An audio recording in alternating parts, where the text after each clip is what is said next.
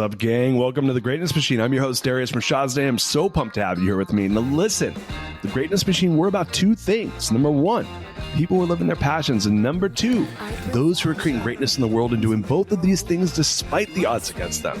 Each episode, we're going to feature interviews with game changers, business leaders, telling us their origin stories, what made them tick, what got them to where they are now.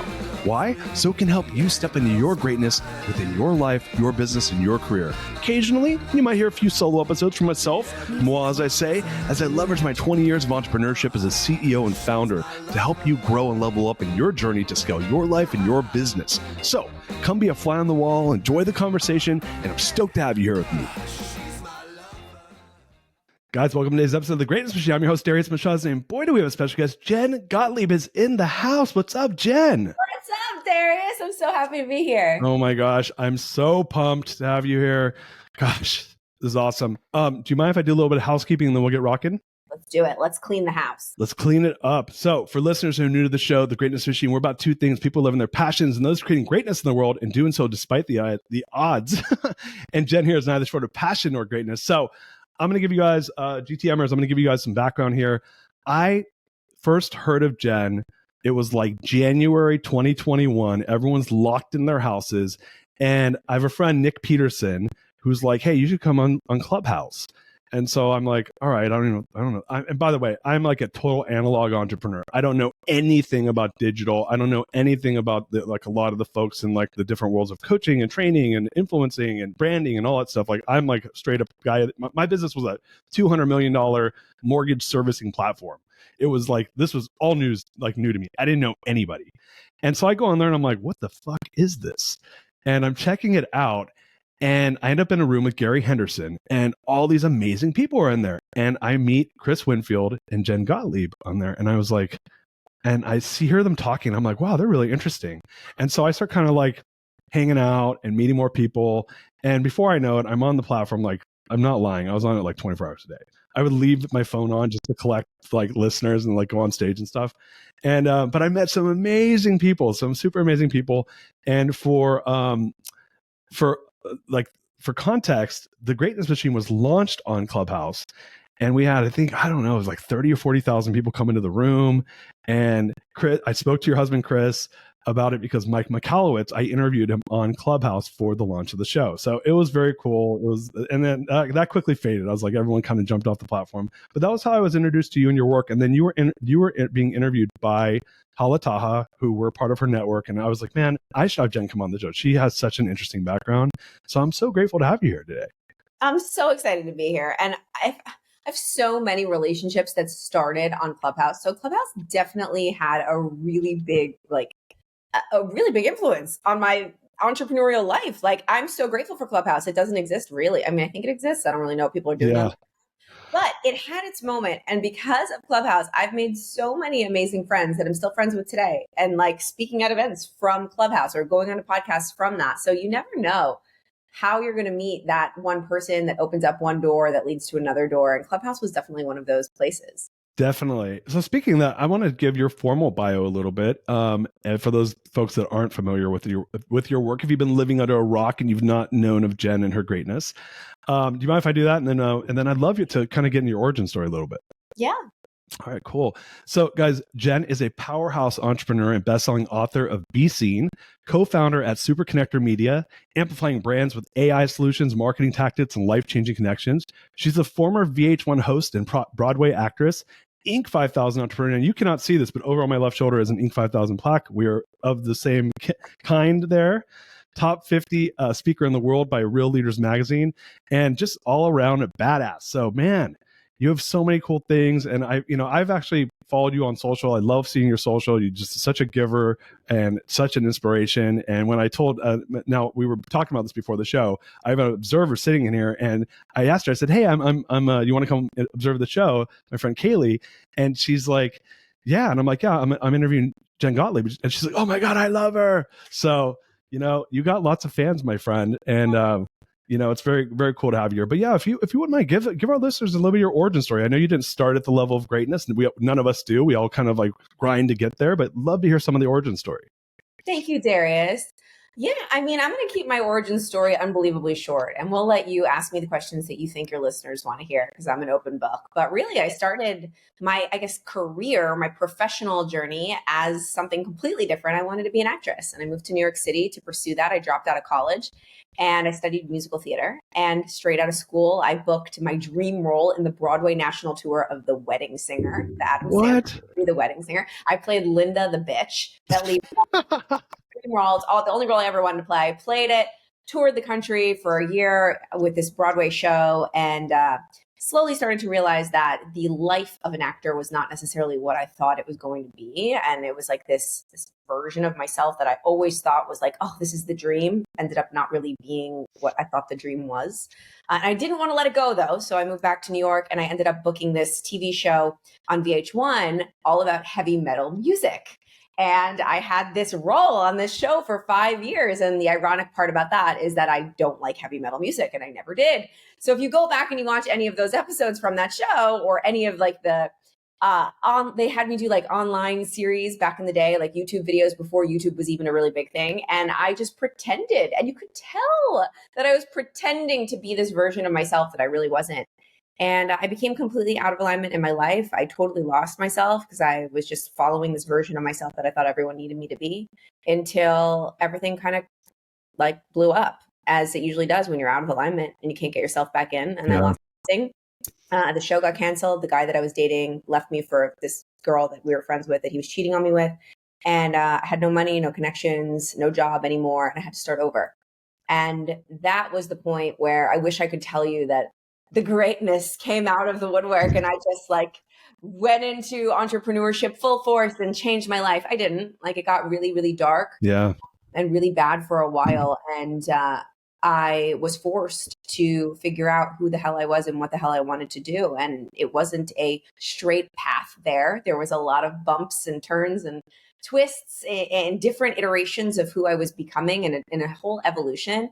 But I'm grateful for every dot that connected me to the point where I am now. And now I co-founded a company with my husband, Super Connector Media. We teach entrepreneurs and business owners how to build brands online. I speak all over the world. I wrote a book. And that's really the story. But I'd love for you to guide me which twist and turn you want to go into, because there's so many. I just wrote down 3 while you were talking. So first of all, for listeners who don't know who Linda the bitch was, wasn't that his girlfriend that like left him at the altar? Yes. Yeah. I was an Adam Sandler like fanatic growing up. Like my favorite movie was Billy Madison. At that time, who was like? I graduated high school in 1996. Like that was like the movie, right? Oh, Billy Madison, Happy Gilmore. Yeah. Oh, classic. So awesome. So where'd you go to college that you dropped out of?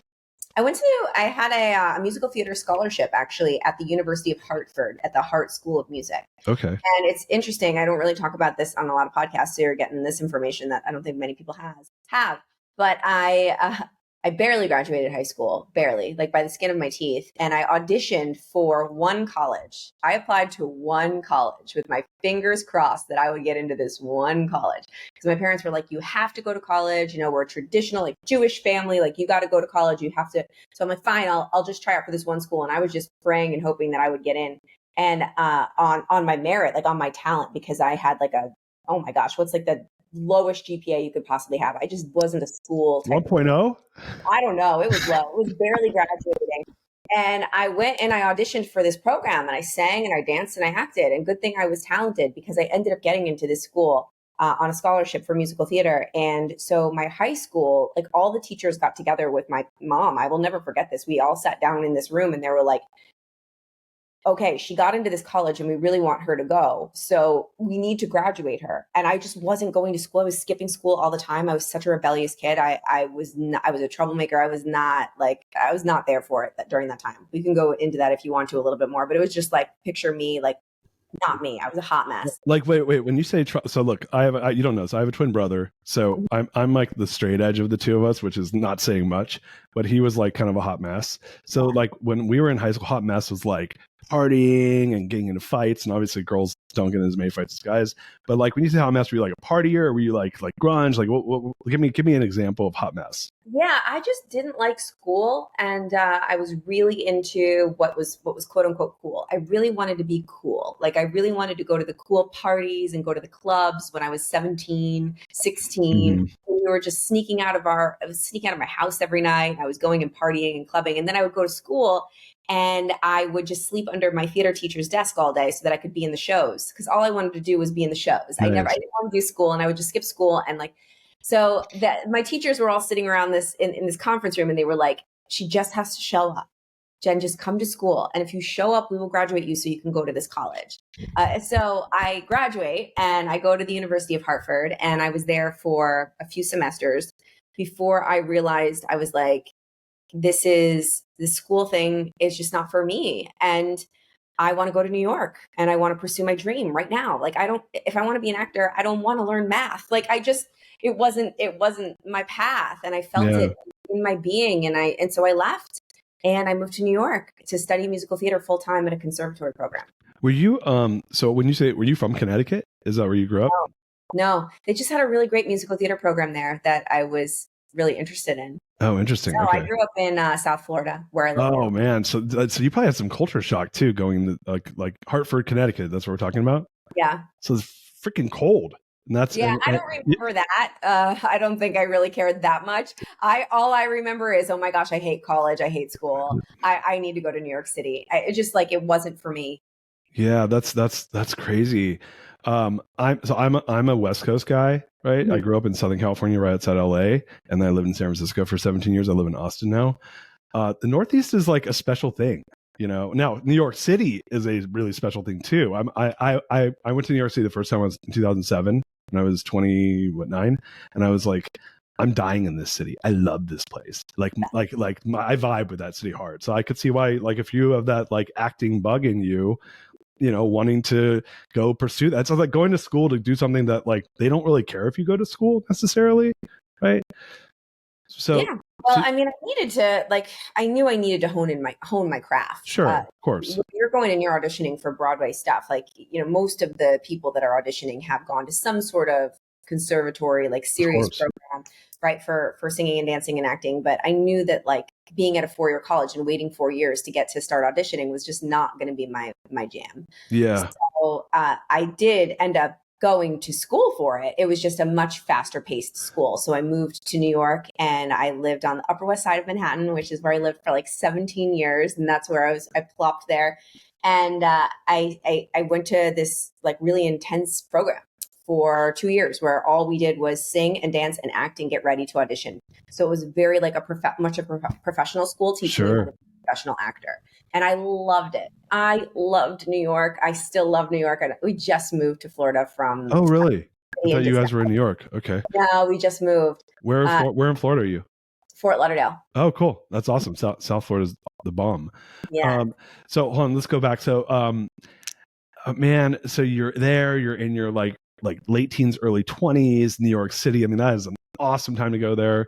You're in the conservatory. Let me ask you a question, because I think a lot of people, I will tell you, I had like a secret desire to go into acting. And then I was hardcore. Like I was like, I want to be an actor. And then I was like, I am so fucking broke and I'm so money hungry that I'm like, I need to make money. I need to make money. And so I had that fork in the road, and I'm like, I'm going to become an entrepreneur. And I did it really young. I was like 20. But I have a son who's 14 and he loves acting. He's like in like a theater arts program, and he's in the conservatory here in Austin. And so, and we were talking about it over the weekend, because he almost treats it like the way you would treat like travel sports. Like he goes to like improv class at noon, and then he goes to like theater class in the afternoon on Sundays. It's like double days and shit. Yeah. And I told him, I said, this is your sport. And one thing I was saying to him, I said, look, there's no barrier to entry to going into acting. Anyone can do it. I said, and my sister, who's a fashion designer, she went to Parsons in New York City. She kind of saw the same thing. I said, these are like highly sought after industries where like there's very few spots, and there's tons and tons of people that want to do it. So it's like a brutal industry. Like, what was your experience with that? I'd love to hear your thoughts. Yeah, it's a brutal industry. Absolutely. So when I went to Hartford, one of the reasons that I hated it there was that I don't know, maybe one of these people are listening right now, which is just ironic and interesting. The theater kids were really nasty to me and really mean to me and like left me out. And like there was a lot of bullying. And it was weird. I didn't understand why I just didn't fit in with their cool kids clique. And what made that really hard to be in class is when you're in theater school, you have to get up and perform in front of everybody. And when everybody talking about you and they're leaving you out and they're all competitive and they're all competing with one another and they're nasty and they're mean, it's really hard to get in front of this room of people that are mean and bullying you and sing and dance and act and do a monologue and be up there and just be judged. And it was a really cutthroat place. But when I moved to New York, it was a little different. The conservatory that I went to was called AMDA. It was a really supportive place, and I had a really, really, really amazing time there. I will tell you that when you get into the world of auditioning, I looked back at my journals from that time in my life, and it was so sad. It was really interesting and fascinating because I think that I learned the majority of the lessons that I now take into my entrepreneurial world from my acting career, or like, you know, my very short-lived acting career of just getting rejected again and again and again and again and again. So basically, your entire job is to go into rooms and be what you think they need you to be and try your hardest to be good enough for them, and then wait and see if they pick you or not. And often that's going into 5 and 6 rooms a day, what I was doing, changing into 5 or 6 dresses a day with a suitcase. I was rolling around New York and just being like, okay, am I good enough for you? No. Am I good enough for you? No. Am I good enough for you? No. And it's just like hearing no, but I got really, really, really good at hearing no. Yeah. And I think that is a massive, like benefit to me now as an entrepreneur, where I hear no all the time. I'm like, great, bring on the no's. Bring on the no's. I know that if I'm getting rejected, it's just leading me towards a different yes. And I tell the story of how I got wedding singer, that role, when I do keynote speeches, because it's just a gigantic story of perseverance. And I manifested that role. I really did try to like use the secret in any way that I possibly could after I saw the girl perform it on Broadway. And I was like, I need to play this part. Like, I resonate with this Linda, the bitch. Like, she's hilarious. I love her. I just loved the role in the show. She was funny, comedic. She was a gymnast and a dancer. It was just everything that I loved to do. I saw in a part on a stage. And I was like, I'm going to play that part one day. And so I started like visualizing myself as this role every single night before I went to bed. And this was when I was in musical theater, the conservatory in New York City. And so I was in this little like 4-foot by 4-foot dorm room with this girl that slept on top of my bunk bed. And I would just be singing myself to sleep, all the wedding singer songs. No way. And visualizing myself in the costume. And what I believe that did was I believe that the subconscious mind does not know the difference between a real memory and a fake one. And I was rehearsing this show as if it was my part again and again and again in my brain. And so then when I would go into school, I would sing the Linda music as like my tests. So in musical theater school, for those of you listening, you sing songs instead of taking written tests. And I would sing the Linda stuff, and I would pretend that I was rehearsing for it on Broadway in my mind, and really like actually be in this character all the time. And what I believe that did for me was, I don't think that magically brought any opportunities into my life, but I do believe that it helped me take action and persevere and go to the audition and go to the audition again when I didn't get it, and go to the audition again when I didn't get it, and then keep going when I got the understudy and not the actual part, and just keep persevering and keep not hearing no and keep going, even though it was scary, even though I felt like maybe it wasn't going to happen for me, even though I was like totally felt like an imposter and I wasn't good enough. That the visualizing and the preparing for it and the practicing and the feeling like it was mine before it was mine, it really helped me to consistently take action until I booked the role. And the moment in time when I performed that part in front of an audience for the first time, wearing the same costume, the exact same material costume that the woman I saw on Broadway wear, it was on my body, and I was singing the song in front of an audience that I had visualized years before in my little twin bunk bed. When that happened to me, I remember walking backstage and collapsing on the floor, and I was like, holy shit, anything that you want, you can create. I created this. I didn't create it because it magically appeared. I created it because I worked my ass off, and I got rejected a zillion times, but I didn't give up. And I looked for different weird ways to get it. It's a whole crazy story. But I did it. And that memory of that moment drives me in everything that I do, because I'm like, pretty much anything is possible if you don't stop until you get it. Yeah. I love that story. I want to talk about manifestation for a second. I'm going to give you my thoughts on it. And I'm going to tell you a quick story, and I want to get your thoughts. So I was a person that was like, that's bullshit. Like manifestation, like, oh, like I'm just going to say these words and things are going to happen. And I was like, but on the flip side, I was like, I'm just going to go set goals and grind and then make them happen. Right. Yeah. And so, but I was like, I don't believe in manifestation. So that was my belief. And then about a year, I guess 14 months ago, I read Miracle Morning by Hal Elrod, who's a friend of mine. Yeah. And I was like, fuck it, what do I have to lose? I'm just going to do it, you know? And so I started doing Miracle Morning, and I tweaked it and kind of made it my own. But I wrote down, so at that moment, I had decided, actually about 8 months earlier, I'm like, I'm going to start a private equity company. Now, starting a private equity company, if you're not from private equity, is like, it's like saying, I'm going to make a movie and I'm not from like the world of making movies. Like you could do it, but it's like, good luck. Right now you can maybe, so some people might say, I'm going to make a movie and then make some little like, you know, like indie film and small. I was like, I'm going to raise $100 million, which I'd never raised money before. And I wrote that as my manifestation. And so I started doing it every morning. I'd say like, Darius, I'm going to, you know, raise $100 million and build enterprise value of $300 million. And so, but I started by doing what you did is I started small. I was like, okay, well, I got to like start somewhere. I don't have like an experience of doing this and I have no credibility in this. It was a new industry. It was a new industry too.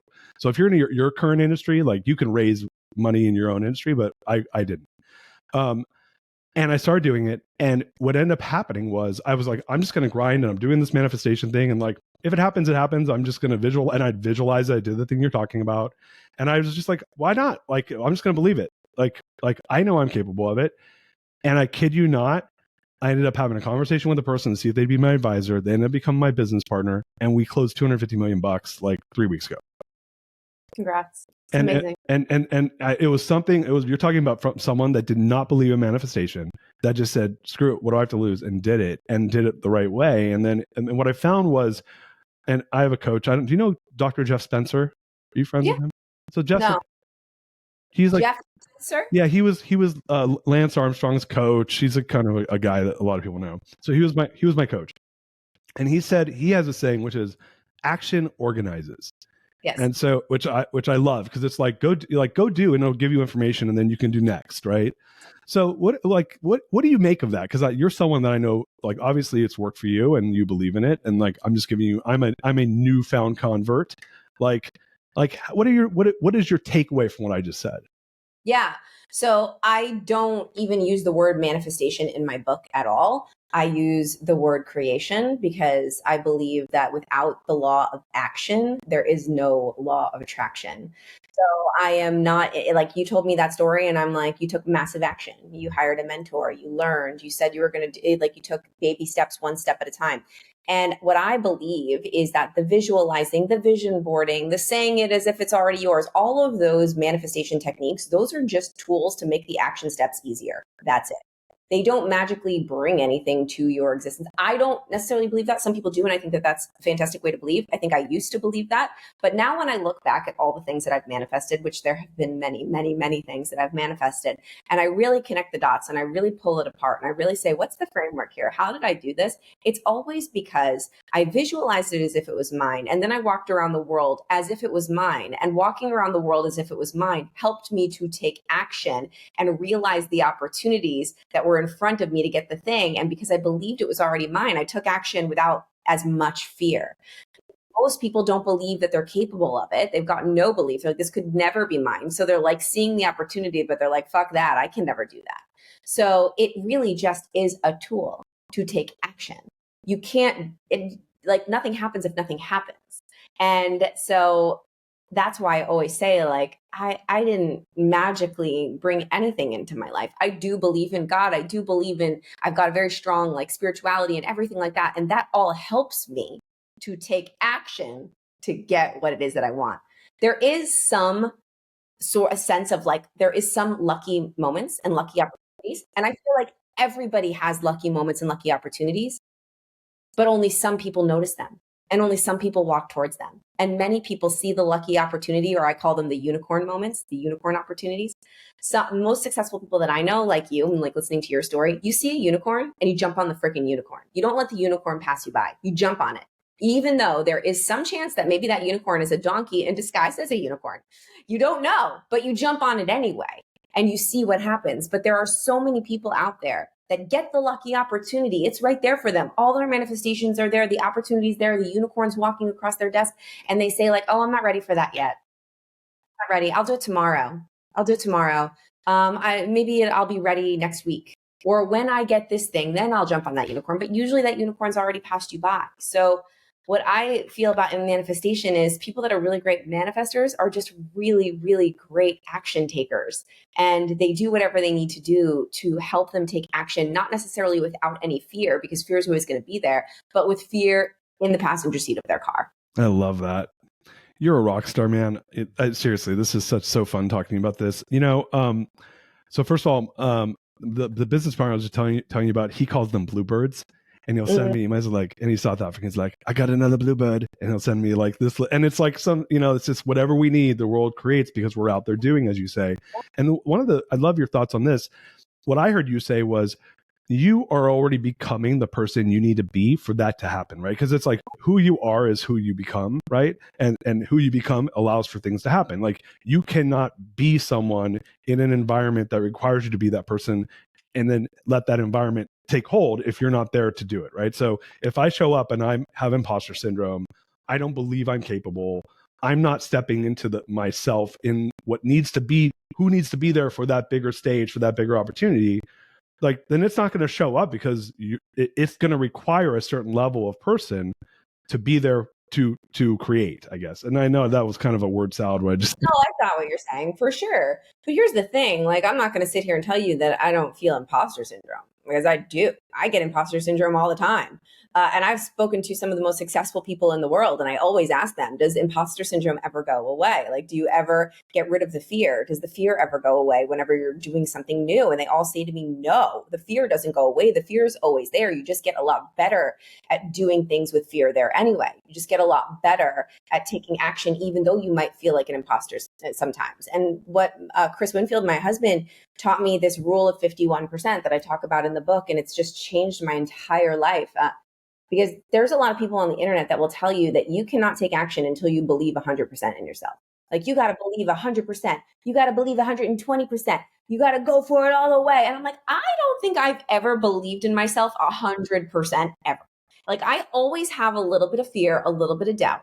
And for me, it's like, I just want to get to 51% for myself. Like 50, if I can believe a little bit more than I don't, that will help me take that first action step towards getting the thing that I want. I might be scared shitless. I might feel like an imposter, but as long as I believe a little bit more than I don't, and I take that action step, doing that action step will somehow, some way result in some form of win, like a win, a little win. It could be the littlest, tiniest win. Maybe just like I did it, even though I didn't want to. I celebrate that win, and that gives me a little bit of dopamine to go take action again. And that next action step could maybe get me to 57%. Then maybe to 70%, then maybe to 89%. And maybe sometimes I'm floating at like 99%. I freaking believe in myself, but I still doubt a little bit. And that's a great place to be, because you always want to have a little bit of nerves, because that gives you all of that like anticipation and that excitement and that caring that you really need, and that adrenaline. Like I love the adrenaline that comes from like, I believe in myself, but I've got a little bit of fear.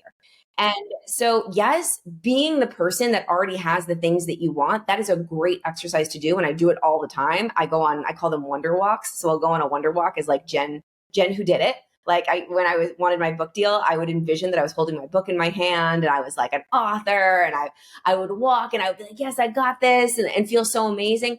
And and if you can tap into that for a little bit and just feel it a little bit, it can really help up your percentage. But then it would drop back down like after I do that wonder walk. And then I'd be walking around like, can I get this book deal? I don't really know. And that's the evolution of being an entrepreneur, of being an achiever, of growing. And that's part of it. And what I've been playing with a lot lately is understanding and knowing that that's part of the process. And instead of fighting it, instead of trying to not experience those ups and downs, I'm practicing inviting it in and being like, this is it. This is what it is. It's not going to be perfect. I'm not going to be at 100%. I'm not going to totally, completely transform into my perfect future self for the entire day. Maybe I'll be there for an hour, and that's amazing. And when I'm in there for an hour, I'm going to fucking really go with it and milk it and be in it. But it might drop down and I might be scared, and that's okay. because it's a lot harder to push a boulder up a hill than it is to invite it with you and hold its hand and walk together. So whenever I'm feeling anxious or scared or imposter syndrome, like during any of this process of personal growth, personal development, entrepreneurship, I'm practicing just allowing it to be, and knowing and understanding that every time I can bring it with me and get to the other side and wake up the next day or get in my bed that night, because we always end up in our bed, and be like, oh, look, I did it. Like, I was scared. I felt like an imposter. I was only at like 65% today, but I did it anyway. And then the next day I wake up and I have that proof that I did it anyway the day before. And that's what creates confidence over time. Yeah. So it's interesting, the point that you're making around fear. The way I perceive fear is that if there's fear, it means it matters, right? And I have a good friend, John Rulin, who he speaks on some big stages, and he's like, "Look, I'm always get anxious before," and it means. And Ed Milet's a friend of his, and he said, "Look, dude, it's because it matters. That's why that fear means it matters." And so that's why I started telling myself, I'm like, hey, those butterflies, like, and I'm a person that was always been hardcore a performer, or put hardcore pressure on myself, like to the point where it was almost like too much.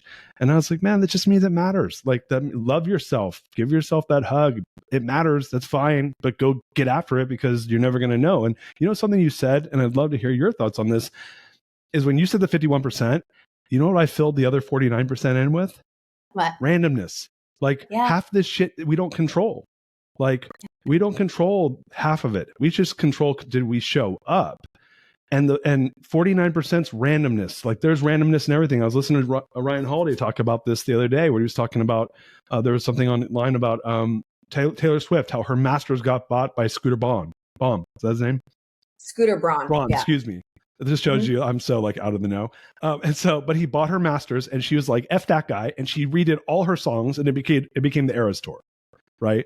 That was her way of dealing with something that was out of her control. And the point he made of it, and he was making a corollary to Marcus Aurelius, was that our stories, the greatness, these amazing things, are always born out of some hardship that we have to overcome. And those are the things people learn from.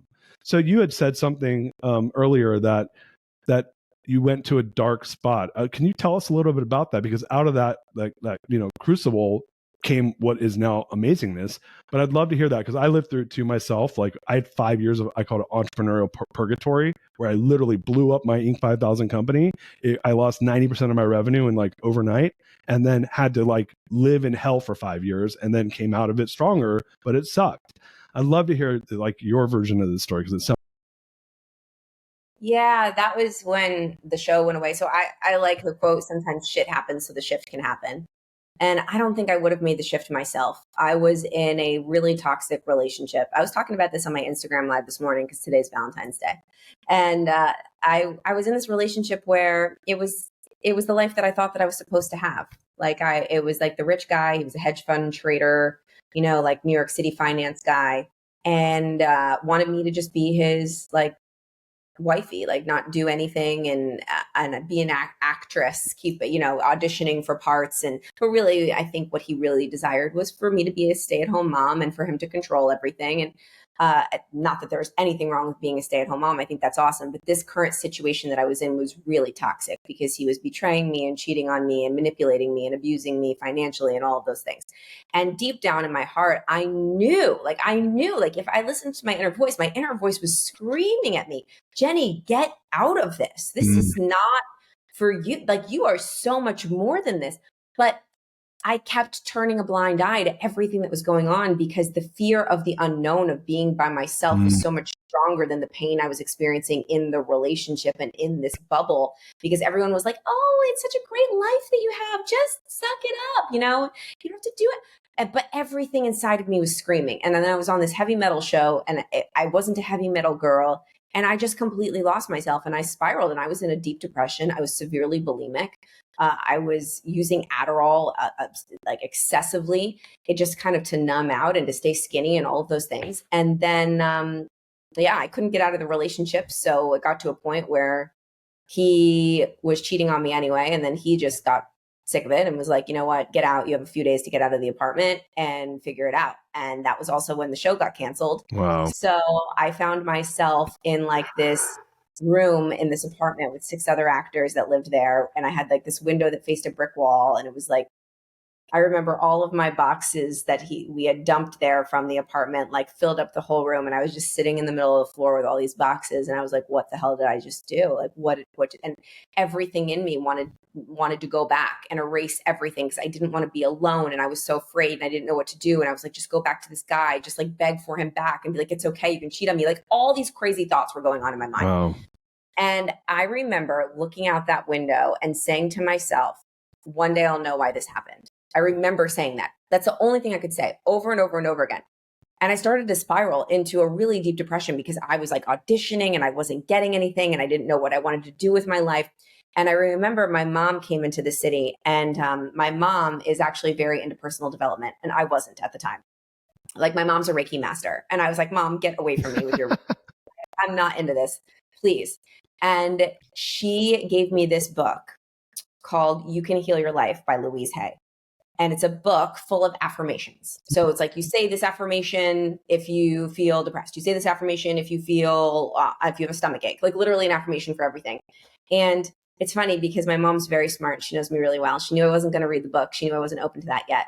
So I opened the book, and inside the book was a photocopy of one of the affirmations that my mom liked. And on the back of the photocopy was a note from my mom.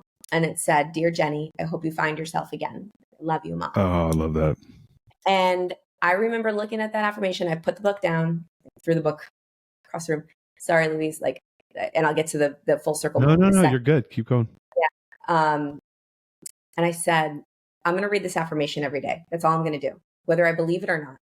I'm just going to read this stupid thing every day. That is the one commitment that I can make. So I put it on my refrigerator, and every day I would read this affirmation. And when we talk about the 51%, like I didn't believe that this affirmation was going to do anything. Most of the time I was reading it like, in the infinity of life where I am, all's whole, complete, and I would just read it. But every time I read it, it gave me a little bit of hope because I could actually stick with a commitment I made with myself. And at the end of each day, I was like, I read that affirmation. And each time I did it, it kind of gave me that little bit of extra oomph to get outside and do something a little differently, because it was like, oh, you stuck with that one commitment. And when you stick with a commitment you make with yourself, it subconsciously changes the way that your brain works. For me, it did at least. Mm-hmm. And it consciously helped me to continue to take action steps that made me feel good about myself. So it's like, okay, that made me feel good. I said I was going to read it. I did it. What else can I do today? And that got me out to Barnes & Noble, sitting on the floor, reading every freaking personal development book that is known to man, reading, and then building my business and building my first business that I ever built, which was a fitness business, and becoming a personal trainer, and then having all these trainers work under me, and then being an online coach and branding myself and marketing myself as a fitness person, and really coming out as what I like to call like real Jen, like who I really was, instead of like metal girl, and building my life. And what's really crazy is I love the Steve Jobs quote, "You can't connect the dots looking forward, you can only connect them looking backwards." Because when we were pitching my book for publishers to publish my book, Be Seen, we were interviewing a lot of publishers, or they were interviewing me. And one of the last publishers on the list, I think it was the very last interview that we had, was Hay House. And that's Louise Hay Publishing Company. And I tell them this story of how Louise Hay changed my life. No way. That actually changed my life. I'm crying. Everybody's crying on this Zoom call. And they gave me my multi-six-figure book deal, and they published Be Seen. No way. That is just one of my favorite stories of all time. The world conspired. I mean, I love that.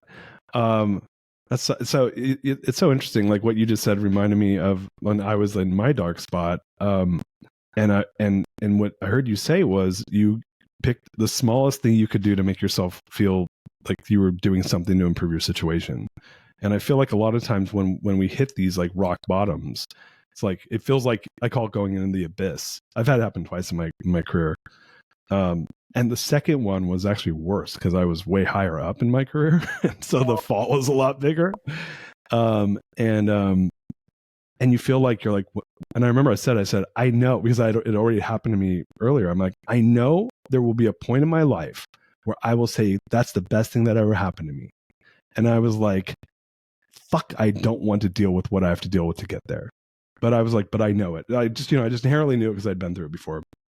And it was, and it's interesting. Like when you're in that spot, like to hang on to one thing, one little thing, that one quote, that one book, you know, like pulled you out of it. It gave you something to grab onto and pull yourself, like start to pull yourself out of it to end up being who you should be. And I applaud you for that. This is one of my favorite conversations I've literally had all year on this show. So it's really cool to hear you talk about this. I think people need to hear this stuff.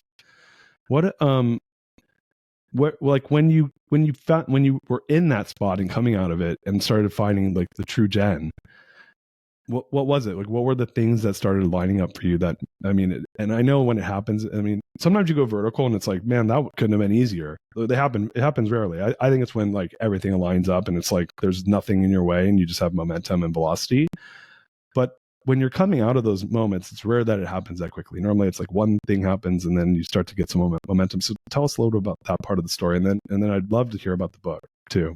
Yeah, more like that. It was very hard. It was not a momentous phoenix rising from the ashes kind of situation. It was one step at a time. So I knew when I was with the ex-boyfriend, I always knew that I wanted to be a personal trainer. I knew, I don't know why, I just like loved working out.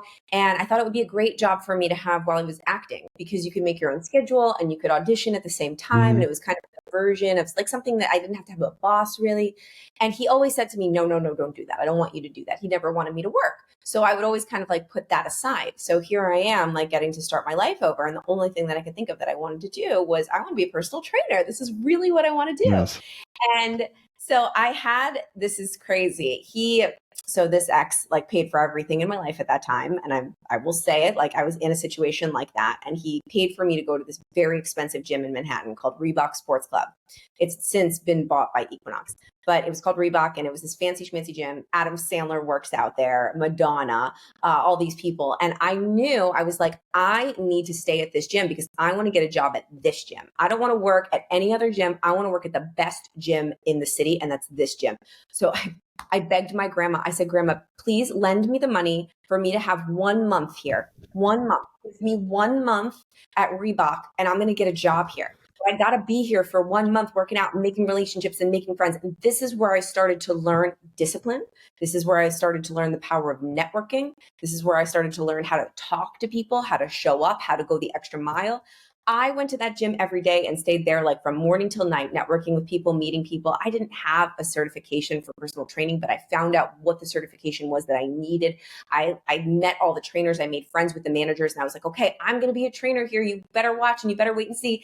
And they said to me, since I had no experience, all right, until you get your certification and even after you get it, you're going to have to clean up the gym and be like the gym cleaner upper and get all these floor hours. For like, I don't remember how many hours it was before you can actually train clients. So I found myself working from 6 a.m. to 8 p.m. every single day at the gym, cleaning up weights. Wow. Every day. And I was happy to do it. I don't know. I was in this space where I was like, I want this so bad. My back was against the wall. I needed to create something for myself. So I was like, I'm going to be the best gym cleaner upper you've ever seen in your life. I talked to every member there. I made friends with everybody. So when it got time for me to start training people, I had a full roster of people that wanted to train with me because I had been showing up, going the extra mile. I learned so much about this, about what happens when you are more disciplined than everybody else. Yeah. And before I knew it, I had a full roster of clients. And then I started to realize that the gym was paying me $30 an hour, but they were charging the clients $165 an hour. And I said, there is a gym right across the street and I'm going to take these people there and I'm going to train them and get the whole $165. And this was my entrepreneurial brain starting to work. And they found out and they fired. Oh. They fired me. And then I was forced to start to market myself. I was forced to start to learn how to sell. Wait, you weren't able to bring the clients with you? I did. I'm going to say, like, you have a relationship with them. There's no way they're not going to. They're like, where'd she go? Oh, well, we don't know. No way. Some of them came. Yeah. Some. But I was forced. I didn't have a lead generator anymore. Right. Like the gym was. Yeah. Time I needed a client, I just get one. Right. So I was forced to learn how to run a business. Yeah. And that was where I learned entrepreneurship 101. And I hustled my ass off. I started going to events. I started learning how to brand myself and market myself. And I started meeting other entrepreneurs. And before I knew it, I had a really successful business that wasn't just me. I had employees, I had online stuff, and I had built this thing. And it it started as that. And then I met my husband, and the ironic thing is that the way that I met my husband was I walked past that gym that I got fired from, and I realized that it was no longer Reebok, it was now Equinox. So Equinox had acquired this gym. So my first thought was, oh, nobody that fired me works here anymore. So I walk in and I'm like, it was like a unicorn. I was like, I need to be here. I need to be here as a member. There's somebody here that I need to connect with, that I Really? need to. I knew I had made so much happen in my life from being at that gym and networking. So I was like, I'm going to go in there and I'm going to connect and I'm going to network. So within like a week's time, I bump into this trainer that I had dated when I worked there.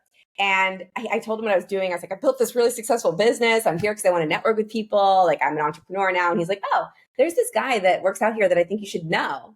And he gave me the name of Chris Winfield. No And way. I go home and I'm Googling this Chris Winfield guy. He's known as the super connector. I'm like, what the hell is this? Like, my word of the year was connection. It was all crazy.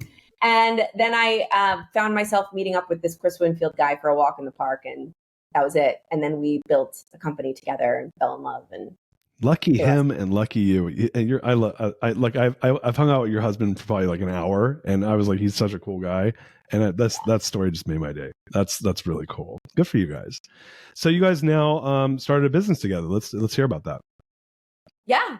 So it's been in a lot of iterations and evolutions of itself. So like that goes back to the theme of like there's never one like linear way to build a business. When we started it, it was Chris's company that just did events for entrepreneurs and connected them with the media. So he would do these events where he would bring in big producers from shows and entrepreneurs and let them mix and mingle and get on TV shows and like teach them how to connect and network. And I saw a big opportunity there because I was great on stage. And I was like, I'm an actor. Like, that's what I do first. Let me get on that stage. Let me do these events with you. And we decided to come together and make this event into a company. And we created it into Super Connector Media. And then before we knew it, people started asking us if we could get the media for them. So then we built a PR agency. And it was very lucrative and very successful. And alongside that PR agency, we were also doing done with you programs to teach entrepreneurs how to brand themselves and market themselves and get themselves in the media. But what we realized just 2 years ago was that we had this big PR agency with all these publicists and this huge team, and we hated it. And we never really meant to have an agency, and we did not like it. And so we decided that we were going to get rid of that arm of the company, and we sold it. And we sold a totally profitable arm of the business. And a lot of people said that we shouldn't, but we felt it in our heart that it was not something that we were enjoying. And we were like, what would happen if we put all of our energy into our events and our education and our mastermind? And so that's what we did. And so now our company hosts big events. We've got a big one coming up in May in Atlanta called Build Your Brand Live, 750 people. We also do monthly challenges where Chris teaches AI to entrepreneurs to help build their brand and scale it faster.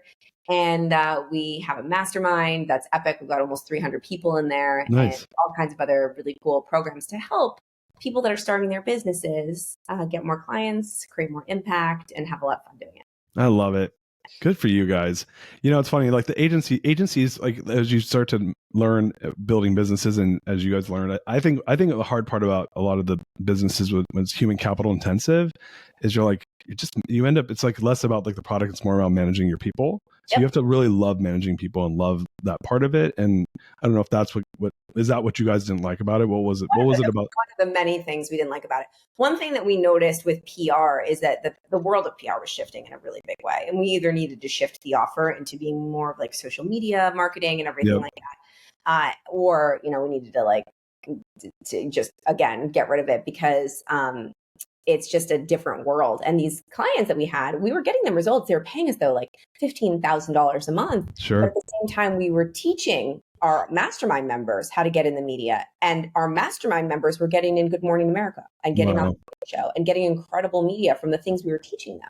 And we were like, if we could just empower people to own this information instead of paying us to do it for them and us having to manage all of these people, I'd like to do it for them and with no guaranteed results. That's the other thing I didn't like about PR. It's like, there's no guarantee. Sure.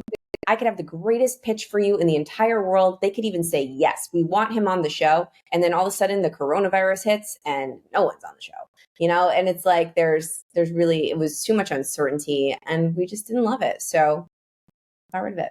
Yeah, well, congrats. So let's talk about the book really quickly. Obviously you have this amazing book, best-selling book. You had Hay House. You made that happen. Tell us a little bit about the book. And I know we're running short on time. I'll get you to greatness question, and we'll get you out of here. I love it. Well, yeah, the book is awesome. It's called Be Seen. If you liked any of the stories that I told in this podcast, we go even deeper into them in the book. And it really is not just about being seen and building a brand. The second half is about that. But the first part is really figuring out who the hell you are so that you can attract all the clients and customers that are aligned with you. So you don't have to wake up one day like I did, heavy metal girl, being completely out of alignment and trying so hard to be somebody I wasn't. Because when you can fully just show up as you, things feel easy. And that's really what the book is about at the end of the day. I love it.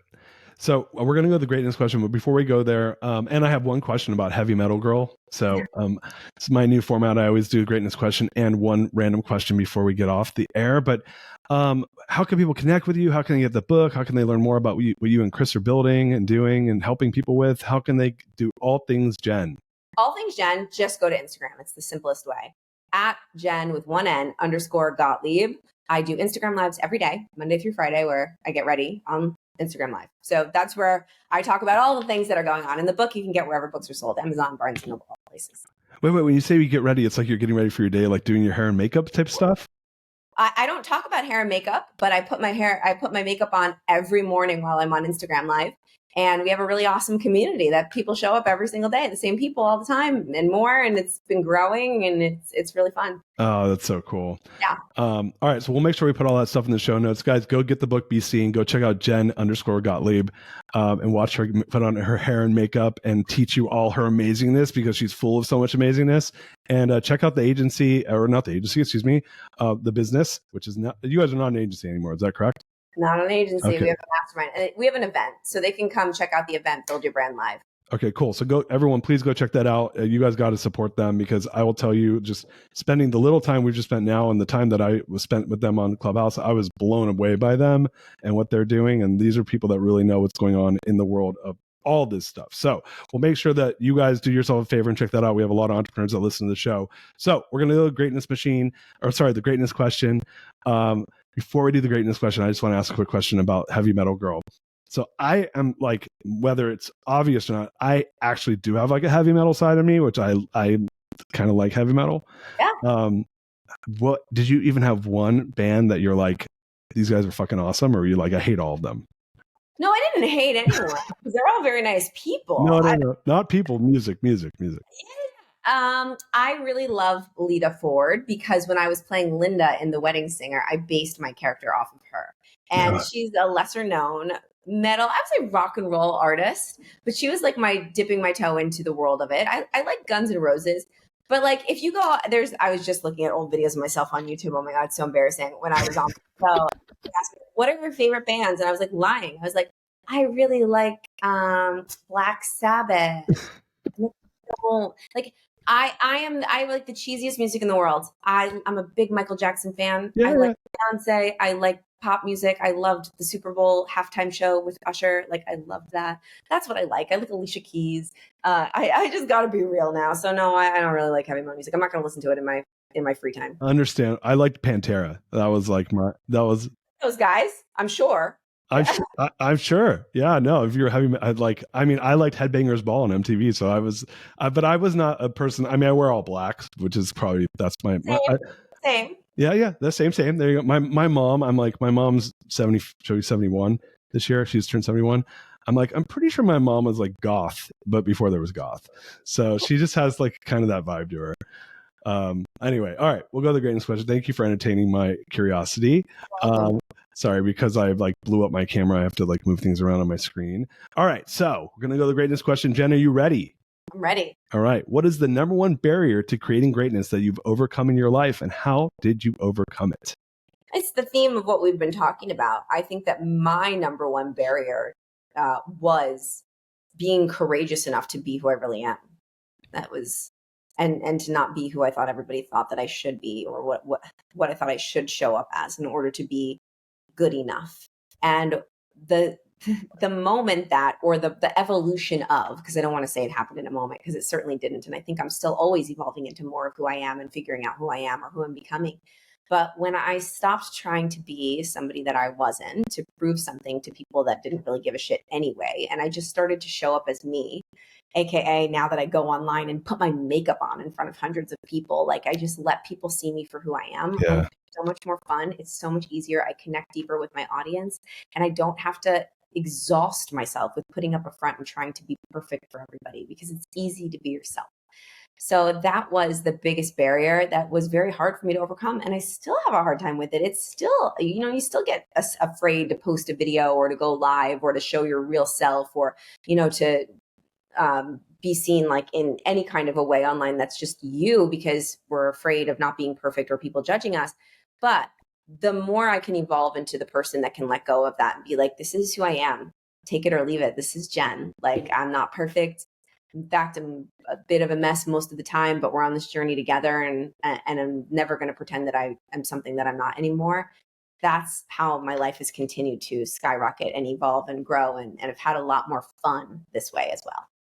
Jen, thank you so much for your vulnerability and courage, and just for your truth. This has really been an awesome experience interviewing you. I'm so glad. I had so much fun. You ask amazing questions. This was a great interview. Thank you for having me. I appreciate it so much. Guys, Jen, you're the best. This was awesome. I appreciate you. Everyone, until next time, peace out. We love you.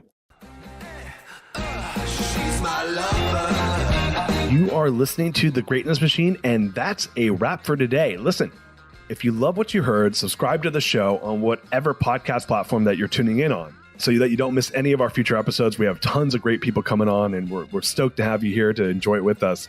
Leave us a review. Tell us what you love most about this particular episode. We love getting the reviews. We love to see what you guys love most. And if this particular episode, made you think of someone who's leveling up in their business and in their life, print screen, share it with them. Leaders are the best givers. And after all, we're all here to support and grow with each other. And in case you want to see some of the fun behind the scenes shots or some of the things that we're doing, I'm actually writing about this in my weekly newsletter. Go to www.therealdarius.com and subscribe to my newsletter. We're talking about fun things like business and life and mindfulness and cryptocurrencies and gosh, I don't even know, everything and anything, but it's tons of fun stuff I write about. I try to get it out on a weekly basis. You can subscribe at www.therealdarius.com. And with that said, look, thank you guys so much. I appreciate you. I love you. Peace. We're out of here. See you guys on the next one. She's my lover.